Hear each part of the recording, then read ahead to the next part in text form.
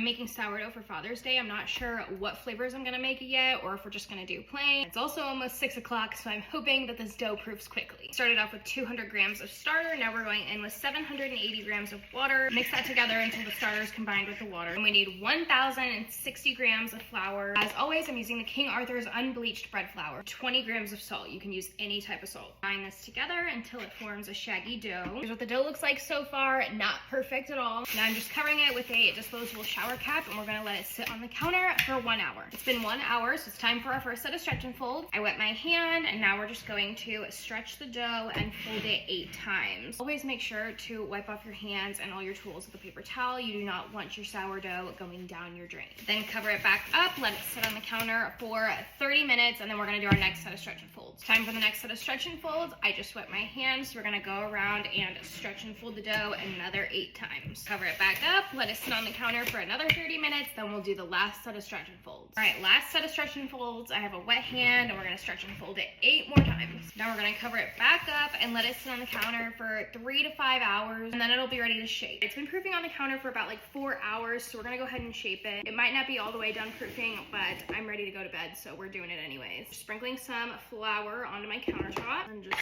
scrape the dough out of the bowl onto the counter. And then this dough is for 2 loaves, so I'm going to cut it in half. I did decide to do some inclusions. I'm kind of limited on what inclusions I have right now. Yeah, this is definitely not proofed all the way. I do have some pepperoni and mozzarella cheese, so we're gonna make a pizza loaf. I spread pepperoni all over the dough, and then mozzarella cheese. Fold one side of the dough over into the middle, add more pepperoni, more cheese, and then take the other side of the dough, fold that on top of the middle, and then one more layer of pepperoni and more cheese. Just going to roll it up and then push and pull. And I've got my banneton basket. I'm just going to flour it really good and pick up the loaf, flip it upside down, and put it into the basket. We're just gonna cover it up with the shower cap, and I'm gonna put it in the fridge overnight. I'll bake these in the morning. I'm just gonna do the exact same thing to this dough. I'll sit overnight in the fridge till we bake it in the morning. All right, it's the next morning. I have my oven set to 450 preheating with the Dutch ovens inside of it. Need some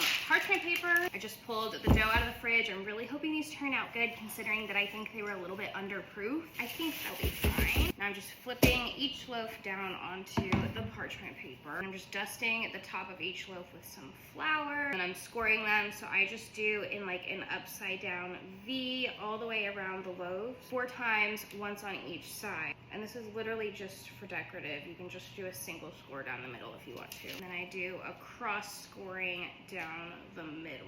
Got my Dutch oven straight out of the stove. I'm just going to drop the bread down and cover it with a lid. And we're gonna put these into the oven for 30 minutes with the lid on. All right, they came out of the oven about an hour ago. They look absolutely perfect. Look at the pepperoni and the cheese on that. It looks so good. I just have to bag them up. I get these bags off Amazon. They work perfectly for sourdough. There we go. These are our Father's Day gifts. They turned out perfect. I'm so proud of them. I'm hoping that they cut into them while we're there, because I want to try a bite of it because it looks so good.